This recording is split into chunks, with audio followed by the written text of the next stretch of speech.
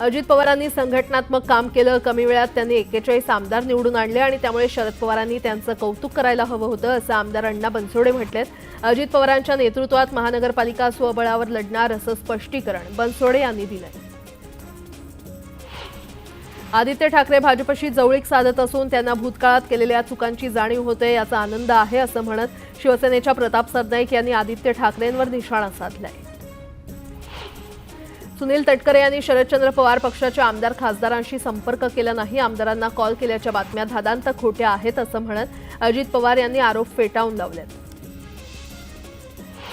पुण्यातील वाढत्या गुन्हेगारीच्या परिस्थितीवरून उपमुख्यमंत्री अजित पवार यांनी पोलीस आयुक्त अमितेश कुमार यांच्याबद्दल नाराजी व्यक्त केली आहे. परिस्थिती सुधारली नाही तर वेगळा विचार करावा लागेल असं वक्तव्य उपमुख्यमंत्री अजित पवार यांनी केलं. तर मुख्यमंत्री देवेंद्र फडणवीस यांनी पुण्याचे पोलीस आयुक्त अमितेश कुमार यांची पाठराखण केली. भारताचे खरे राष्ट्रगीत वंदे मातरम असल्याचं वक्तव्य रामगिरी महाराज यांनी केलं होतं. यावर राष्ट्रवादीचे नेते जितेंद्र आव्हाड यांनी टीका केली होती. त्यावर आता रामगिरी महाराजांनी प्रत्युत्तर दिलंय. जितेंद्र आव्हाडांचं डोकं फिरलंय असं म्हणत रामगिरी महाराजांनी आव्हाडांवर निशाणा साधलाय. आमदार निलेश राणेंनी कुडाळ पंचायत समितीमध्ये आढावा बैठक घेतली. यावेळी त्यांनी उपस्थित अधिकाऱ्यांना चांगलाच दम भरला. मागील 10 वर्षात जे झालं ते आता खपवून घेतलं जाणार नाही असा इशारा राणेंनी अधिकाऱ्यांना दिला. प्रकाश झोतात राहण्याकरता उद्धव ठाकरेंनी अरविंद केजरीवाल यांना समर्थन दिलं असा आरोप खासदार नरेश म्हस्के यांनी केलाय. पक्षातील लोक सोडून जाऊ नयेत यासाठी आदित्य ठाकरे भाजपशी जवळीक साधत असल्याचा टोलाही म्हस्केंनी लगावला. शेतकरी कर्जमाफी माझ्याशी संबंधित नाही, त्यामुळे मी त्यावर काही बोलणार नाही अशी प्रतिक्रिया कृषी मंत्री माणिकराव कोकाटे यांनी दिली आहे. कृषी कर्जमाफीवरून त्यांनी थेट हातच झटकलेत. जालना महानगरपालिकेतील करवाढीला अर्जुन खोतकर जबाबदार असल्याचा आरोप माजी आमदार कैलास गोरंट्याल यांनी केलाय. भविष्यातही 4 पटीनं कर वाढणार असल्याचा दावा गोरंट्याल यांनी केलाय. पालघरमध्ये मनसेच्या जिल्हाध्यक्षांसह 30 ते 32 प्रमुख पदाधिकाऱ्यांनी मनसेला रामराम ठोकत शिवसेनेमध्ये प्रवेश केलाय. त्यामुळे पालघरमध्ये महाराष्ट्र नवनिर्माण सेनेला मोठा धक्का बसलाय. येत्या 15 दिवसात चिपी विमानतळावरील सेवा सुरू करण्यात यावी अशी मागणी माजी आमदार वैभव नाईक यांनी केली आहे. मागणी मान्य न झाल्यास चिपी विमानतळाला टाळं ठोकण्याचा इशारा देण्यात आला आहे. सिल्लोड तालुक्यातील विविध विकास कामांचं भूमिपूजन खासदार कल्याण काळे यांच्या हस्ते पार पडलं. यावेळी अब्दुल सत्तारही उपस्थित होते. भूमिपूजनानंतर जाहीर सभेचंही आयोजन करण्यात आलं होतं. सेलू आणि वर्धा तालुक्यात दरवर्षी पाणी टंचाईचा प्रश्न निर्माण होतो आणि या संदर्भात आढावा घेण्यासाठी राज्यमंत्री पंकज भोयर बैठक त्यांनी घेतलेली आहे. दरम्यान एप्रिल आणि मे महिन्यात पाणी टंचाई भासू नये यासाठी उपाययोजना करण्याचे निर्देश देण्यात आले. दिल्ली येथे होणाऱ्या अखिल भारतीय मराठी साहित्य संमेलनासाठी महाराष्ट्र सदनातील सर्व खोल्या मोफत देण्याचे आदेश मुख्यमंत्री देवेंद्र फडणवीस यांनी दिले आहेत. 21, 22 आणि 23 फेब्रुवारी रोजी दिल्ली इथे हे साहित्य संमेलन होणार आहे. साहित्यिकांच्या निवासाची सोय इथे होणार आहे.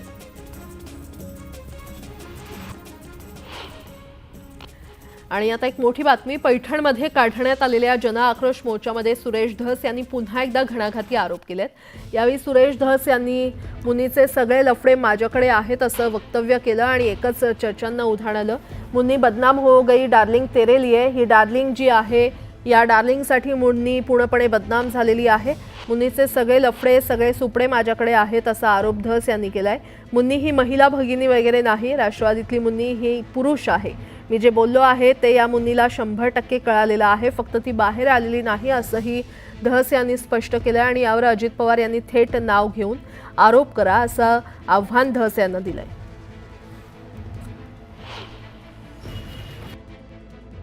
की मुन्नी ही महिला भगिनी वगैरे नाही, ही राष्ट्रवादीतली मुन्नी ही पुरुष आहे आणि मी जे बोललोय त्या मुन्नीला 100% कळालेलं आहे, फक्त ती बाहेर आलेली नाही.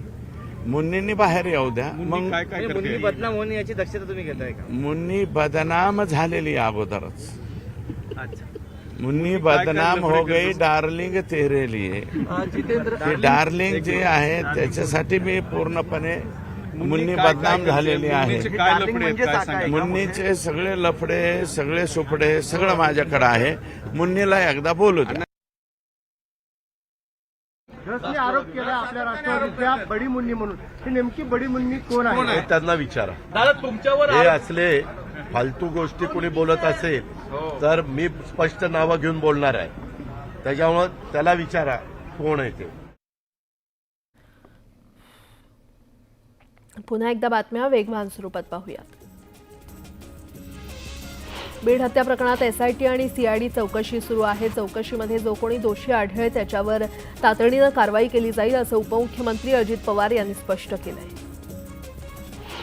मिटकरी आणि हाके हे रिचार्जवर चालतात आणि सायको आहेत अशी खोचक टीका भाजप युवा मोर्चाचे सचिव अभिजित शेंडगे यांनी केली आहे. तसंच मिटकरी हाके गेली 25 वर्ष गप्प का होते असाही सवाल त्यांनी केलाय. बीड प्रकरणाबाबत मुख्यमंत्र्यांना प्रश्न विचारले पाहिजे. सरकारनं याबाबत कडक कारवाई केली पाहिजे. राजकारणात नैतिक भूमिका घेत नसाल तर ही गोष्ट अयोग्य आहे. यापूर्वीच्या घटनांमध्ये आरोप झाल्यानंतर राजीनामा दिला गेला असं म्हणत काँग्रेसच्या सचिन पायलट यांनी सत्ताधाऱ्यांवर निशाणा साधला. धनंजय मुंडेंचा राजीनामा मागणं हा राजकीय स्वार्थ आहे अशी टीका माजी आमदार बाळासाहेब आजबे यांनी केली आहे. आष्टीमध्ये काळे धंदे कुणाचे आहेत असा सवालही त्यांनी सुरेश धस यांना विचारलाय.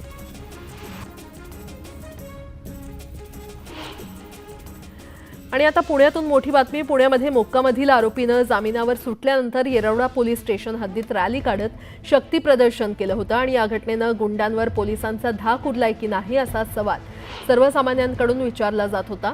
हा व्हिडिओ व्हायरल झाल्यानंतर आता पोलिसांनी तात्काळ ॲक्शन मोडवर ते आलेले आहेत आणि या रॅलीमध्ये सहभागी असलेला प्रफुल्ल उर्फ गुड्ड्या गणेश कसबे याच्या गुंड साथीदारांची त्याच परिसरातून धिंड काढण्यात आली. पोलिसांनी या गुंडांची वरात काढत त्यांचा माज उतरवला. ही दोन दृश्य आपण पाहतोय. कशा प्रकारे गुंडांनी ही रॅली काढली होती आणि त्यानंतर तो व्हिडिओ व्हायरल झाल्यानंतर पोलिसांनी या गुंडांची धिंड काढली.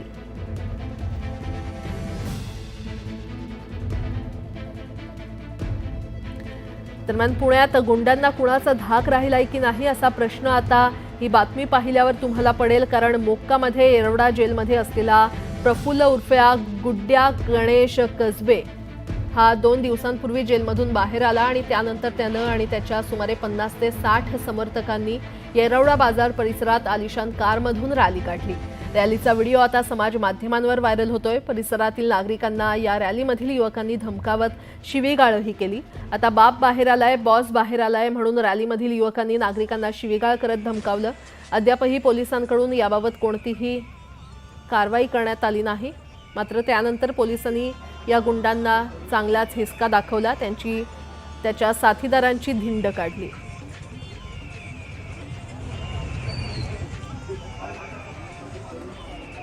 ही दोन दृश्य आपण पाहतोय.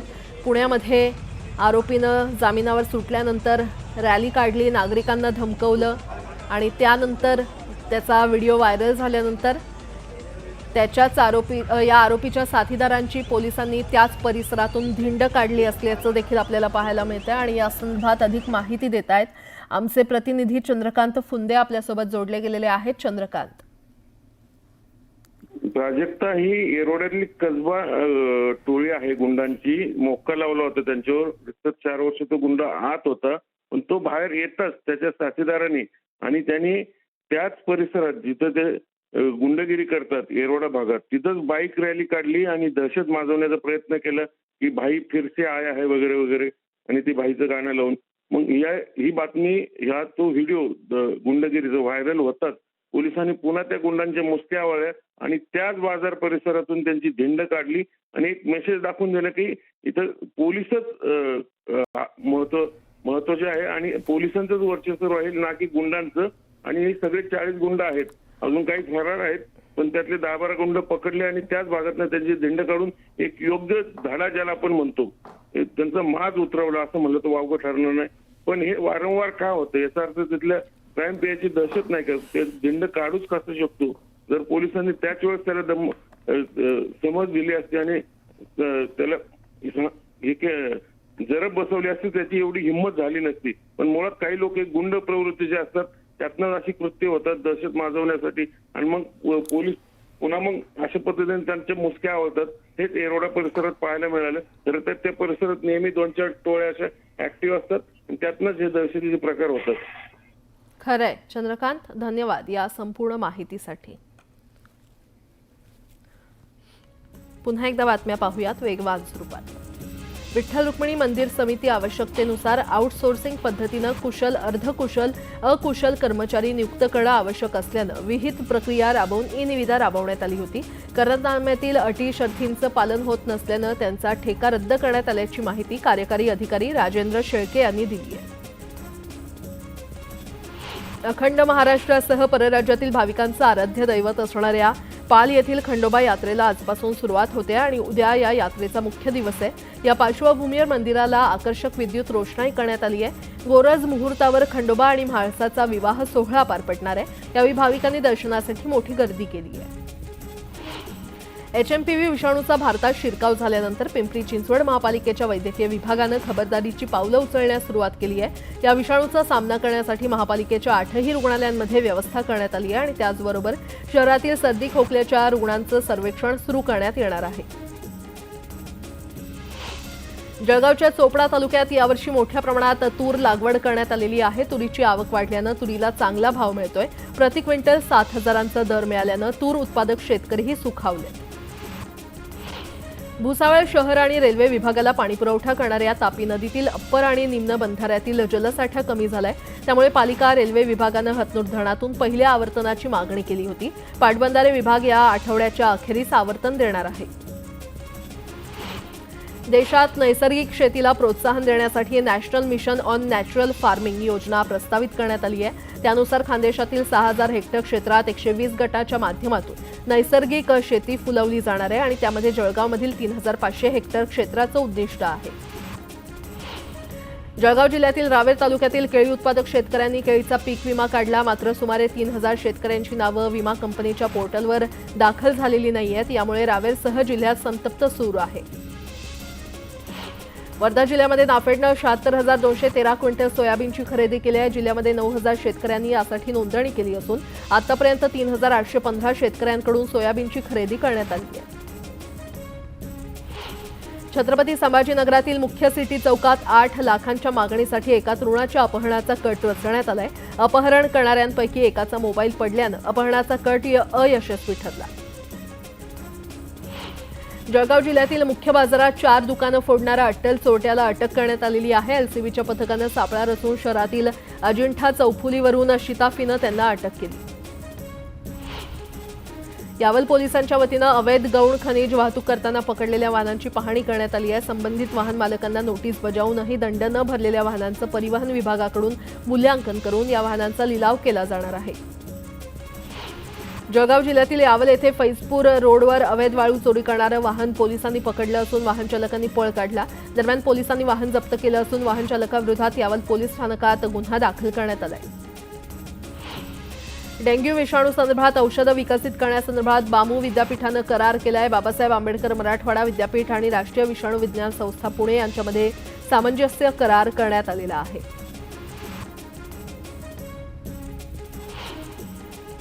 आणि आता एक मोठी बातमी. खंडणी प्रकरणातील आरोपी वाल्मिक कराड यानं विष्णू चाटे याच्या मोबाईलवरून आवादा कंपनीच्या अधिकाऱ्याकडे 2 कोटींची खंडणी मागितल्याप्रकरणी आता CIDच्या हाती महत्त्वाचे कॉल रेकॉर्डिंग आणि कॉल डिटेल्स हाती लागले असून या संदर्भात वाल्मिक कराड आणि विष्णू चाटे याच्या आवाजाची तपासणी करणं सुरू आहे. कराड यानं विष्णू चाटेच्या मोबाईलवरून 2 कोटी रुपयांची खंडणी मागितली. मागणी पूर्ण न केल्यास हातपाय तोडण्यासह कायमची वाट लावेन अशी धमकी वाल्मिक कराड यानं अधिकाऱ्याला दिली होती आणि या संदर्भात सुनील केदू शिंदे यांच्या फिर्यादीवरून केज पोलिसांना गुन्हा खरं तर पोलिसांनी दाखल केलेला आहे.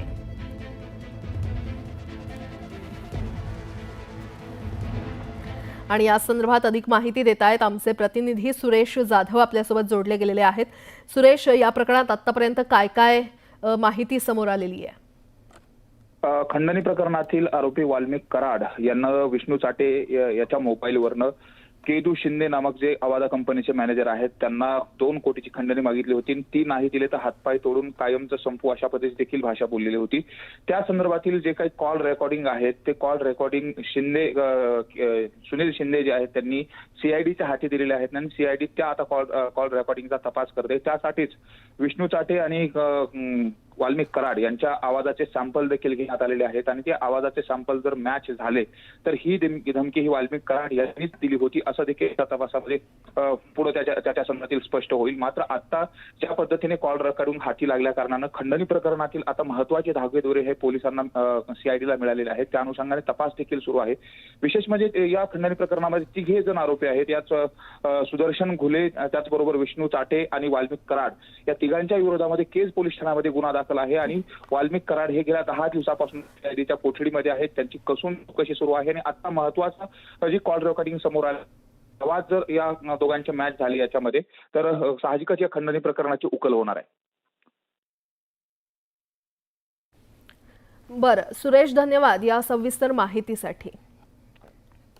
आणि आता आणखीन एक मोठी बातमी खरं तर समोर येते, ती म्हणजे वाल्मिक कराड सध्या सीआयडी कोठडीमध्ये असून वाल्मिक कराडच्या सीआयडी कोठडीचा आजचा 10वा दिवस आहे. चौकशीच्या फेऱ्यामुळे सध्या वाल्मिक कराडचं टेन्शन चांगलंच वाढलंय. बीड जिल्ह्यातील मसाजोगचे सरपंच संतोष देशमुख हत्या प्रकरणाला आता 1 महिना उलटलाय आणि हत्या प्रकरणात आतापर्यंत 7 आरोपींना अटक करण्यात आली आहे. खंडणी प्रकरणात वाल्मिक कराड शरण आला, मात्र आता वाल्मिक कराड तणावात असल्याची माहिती सीआयडीच्या सूत्रांनी दिली आहे.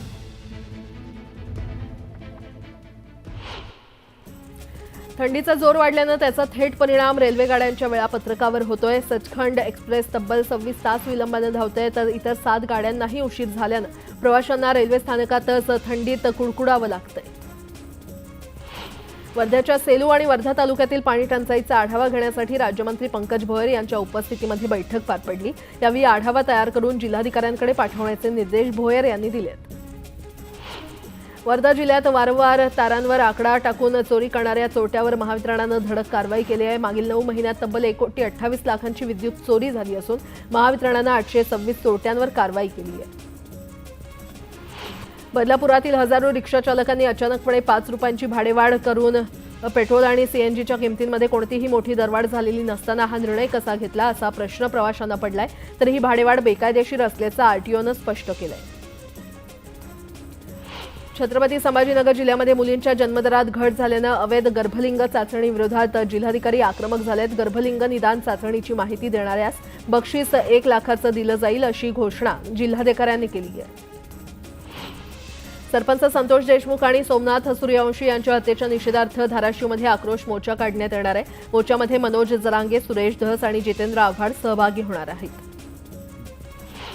पुण्यात कोयता बाळगणारे गुन्हेगार आणि टोळ्या पुन्हा सक्रिय झाल्या असल्याचं समोर आलेलं आहे. पिंपरी चिंचवड पोलिसांनी मागील वर्षभरात मोठ्या प्रमाणात शस्त्र जप्त केली आहेत. तरीही कोयत्यानं हल्ल्यांच्या घटना वाढत आहेत आणि त्यामुळे आता कठोर कारवाई करण्याची अपेक्षा करण्यात येते. दिल्ली विधानसभा निवडणुकीसाठी काँग्रेस नेते राहुल गांधी 13 जानेवारीपासून प्रचारामध्ये उतरणार आहेत. राजधानी दिल्लीतील विधानसभा निवडणुकांची रणधुमाळी सुरू झाली आहे.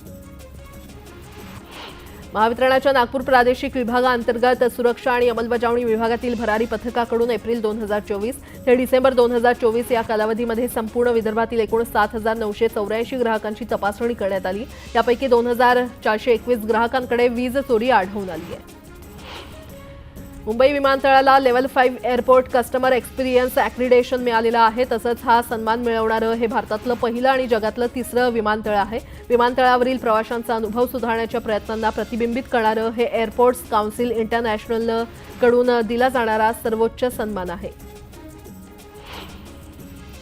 रेल्वे मंत्रालयानं सुरू केलेल्या वंदे भारत एक्सप्रेसला चांगला प्रतिसाद मिळतोय आणि त्याच अनुषंगानं प्रवाशांसाठी लांब पल्ल्याच्या वंदे भारत एक्सप्रेस देखील सुरू करण्यात येणार आहेत. लांब पल्ल्याची पहिली वंदे भारत एक्सप्रेस म्हणून नागपूर ते मुंबई आणि नागपूर ते पुणे या लोहमार्गावर धावणार असल्याची माहिती नागपूर रेल्वेचे DRM विनायक गर्ग यांनी दिलेली आहे.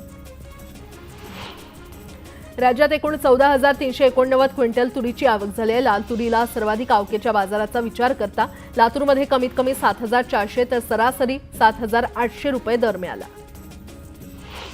राज्यातील बाजार समितीमध्ये सोयाबीनची 50,790 क्विंटल इतकी आवक झाली, तर सोयाबीनला 4,016 रुपये प्रति क्विंटल इतका दर मिळाला.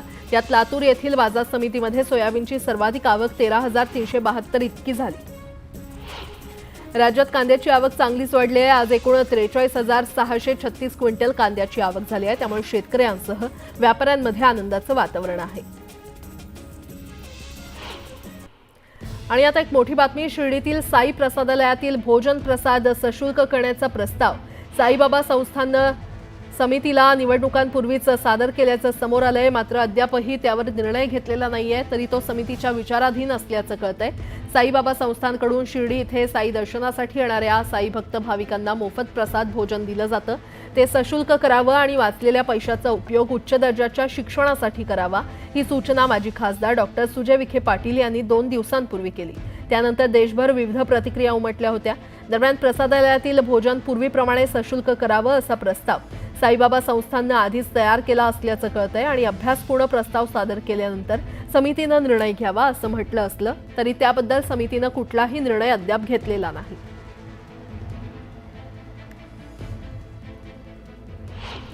मुंबई शहर आणि उपनगरात सार्वजनिक ठिकाणी अस्वच्छता करणाऱ्यांवर कारवाई करण्यासाठी मुंबई महापालिकेनं नेमलेल्या क्लीनअप मार्शलचा आता विलेपार्ले येथील कुपर रुग्णालयामध्ये देखील वॉच असणार आहे. तिथे 12 मार्शल तैनात केले असून दंडात्मक कारवाई करण्यात येणार आहे. म्हाडा वसाहतीतील रस्ते आता पालिकेच्या ताब्यामध्ये येणार आहेत. म्हाडाच्या आराखड्यातील आरक्षित सार्वजनिक रस्त्यांचं हस्तांतरण पालिकेला तात्काळ करण्याचा निर्णय म्हाडाचे उपाध्यक्ष संजीव जयस्वाल यांनी घेतलाय आणि त्यामुळे रस्ते चकाचक होण्याचा मार्ग मोकळा झालाय. राईट टू एज्युकेशन अंतर्गत प्रवेश प्रक्रियेसाठी शाळा नोंदणीचा पहिला टप्पा पूर्ण झालाय. तसंच 13 जानेवारीपासून विद्यार्थी नोंदणीला सुरुवात होणार आहे. आतापर्यंत आरटी प्रवेश प्रक्रियेमध्ये मुंबईमध्ये 274 शाळांची नोंदणी झाली असून 4687 जागा उपलब्ध आहेत. तर शिक्षण उपसंचालक कार्यालयाच्या 70 शाळांची नोंदणी झाली असून त्यात 1305 जागा उपलब्ध आहेत. पश्चिम द्रुतगती महामार्गाच्या 18.30 मीटर रुंदीकरणाच्या प्रस्तावाला महापालिकेनं मंजुरी दिली आहे आणि या रस्त्याच्या कामामुळे मोहन गोखले पथ ते आरे चेकनाका इथे होणारी वाहतूक कोंडी सुटण्यास मदत होणार आहे. नवी मुंबईमध्ये वीज बिलाच्या थकबाकीमुळे कायमस्वरूपी कनेक्शन तोडलेल्या घरगुती व्यावसायिक आणि औद्योगिक ग्राहकांसाठीच्या अभय योजनेला 31 मार्चपर्यंत मुदतवाढ देण्यात आलेली आहे. योजनेअंतर्गत थकबाकीवरील संपूर्ण व्याज आणि विलंब आकार माफ होणार आहे. HMPV प्रसाराबाबत सर्वच प्राणी संग्रहालयांना सतर्कतेच्या आणि स्वच्छतेच्या सूचना देण्यात आलेल्या आहेत. भायखळा येथील वीर जिजामाता प्राणी संग्रहालय बंद ठेवण्यात येणार नसलं तरी प्राण्यांना मांसाहार देण्यात येणार नाही असं संचालकांनी म्हटलंय. डॉलरच्या तुलनेमध्ये रुपयामध्ये मोठी घसरण झाल्यामुळे हवाई प्रवास महाग होऊ शकतो. विमान कंपन्यांना निम्म्याहून अधिक खर्च डॉलरमध्ये करावा लागतो आणि यामुळे विमान कंपन्यांच्या वर्षभराच्या खर्चात 10% वाढ झालेली आहे. महाराष्ट्रात जवळपास 300 बाजार समित्या आहेत, पण काही तालुक्यांमध्ये बाजार समित्या नाही आहेत आणि या तालुक्यांमध्ये बाजार समित्या का नाहीत याचा अभ्यास करून त्या तालुक्यांमध्ये नव्यानं बाजार समिती स्थापन करण्याचा विचार होणार आहे. आणि मुंबईमध्ये येणाऱ्या काळात जगातील सर्वात मोठे शेतमाल मार्केट उभारणार आहोत अशी घोषणा नवे पणन मंत्री जयकुमार रावल यांनी केली आहे. उत्तराखंडमध्ये समान नागरी कायदा कधी लागू होणार हे आता निश्चित झालंय. मुख्यमंत्री पुष्कर सिंह धामी यांनी UCC संदर्भात मोठी घोषणा केली आणि याच महिन्यात समान नागरी कायदा लागू केला जाईल असं पुष्कर सिंह धामी यांनी जाहीर केलंय. तसंच समान नागरी कायदा लागू करणारं उत्तराखंड देशातलं पहिलं राज्य असल्याचंही त्यांनी म्हटलंय. गेल्या काही काळापासून भारतात मंदिर मशीद वादानं राजकारण तापलेलं आहे. मथुरा, संभल आणि ज्ञानवापी अशा विविध मशिदींखाली मंदिर असल्याचा दावा अनेक हिंदू संघटनांनी केलाय. आता याच वादावर योगगुरू बाबा रामदेव यांनी मोठं वक्तव्य केलंय. मथुरा हे श्रीकृष्णाचं जन्मस्थान आहे, तिथे मशिदीचं काय काम असं वक्तव्य बाबा रामदेव यांनी केलंय. चीनमध्ये HMPV व्हायरसमुळे आधीच चिंता वाढलेली असताना आता एका नवीन व्हायरसच्या नवीन स्ट्रेनमुळे खळबळ माजली आहे. चीनी आरोग्य अधिकाऱ्यांनी गुरुवारी सांगितलं की त्यांना एम्पॉक्स या नावाचा एक नवीन स्ट्रेन क्लेड IB आढळलेला आहे. दिवसांपासून तापमानाची घसरण सुरू असून नागपूरसह विदर्भात थंड लाटेची स्थिती निर्माण झालेली आहे. विदर्भात नागपूर शहर सर्वात थंडगार ठरलंय तर रात्रीचा पारा पुन्हा 3 अंशांनी घसरत 8.2 अंशांवर पोहोचला. थंडगार वाऱ्यामुळे नागपूरकरांना बोचऱ्या थंडीची जाणीव होते. दुसरीकडे कमाल पारा सरासरीच्या खाली असल्यानं दिवसात सुद्धा थंडी जाणवते. RT अंतर्गत प्रवेशामध्ये अनेक पालक एजंटच्या भूलथापांना बळी पडतात. मुळशी तालुक्यात असे अनेक प्रकार घडत असल्याचं शिक्षण विभागाच्या निदर्शनास आलंय. त्यामुळे खोटी माहिती आढळली तर शिक्षण विभागाकडून कारवाई केली जाणार असल्याचं जिल्हा परिषदेचे शिक्षण अधिकारी संजय नाईकडे यांनी स्पष्ट केलंय. पश्चिम रेल्वेनं गेल्या 9 महिन्यात फुकट्या प्रवाशांवर कारवाई करत त्यांच्याकडून 104 कोटी रुपयांचा दंड वसूल केलाय. तसंच मुंबई उपनगरीय विभागात लाखो फुकटे प्रवासी आढळून आले असून त्यांच्यावर कारवाई करत 33.98 कोटी रुपयांचा दंड वसूल केलाय. नववर्षाच्या सुरुवातीच्या 7 दिवसात पुणे मेट्रोच्या प्रवाशांची संख्या 5 लाखांवर गेली आहे. मेट्रो प्रवासाला नागरिकांचा मोठा प्रतिसाद मिळतोय. त्यामधून या 7 दिवसात 85 लाखांवर मेट्रोचं उत्पन्न झालंय. महाराष्ट्र राज्य माध्यमिक आणि उच्च माध्यमिक शिक्षण मंडळाच्या वतीनं फेब्रुवारी-मार्चमध्ये होणाऱ्या 12वीच्या परीक्षेची प्रवेशपत्र आजपासून उपलब्ध करून देण्यात येणार आहेत. विद्यार्थ्यांना संकेतस्थळावरून ॲडमिट कार्ड लिंकद्वारे डाउनलोड करता येणार आहेत.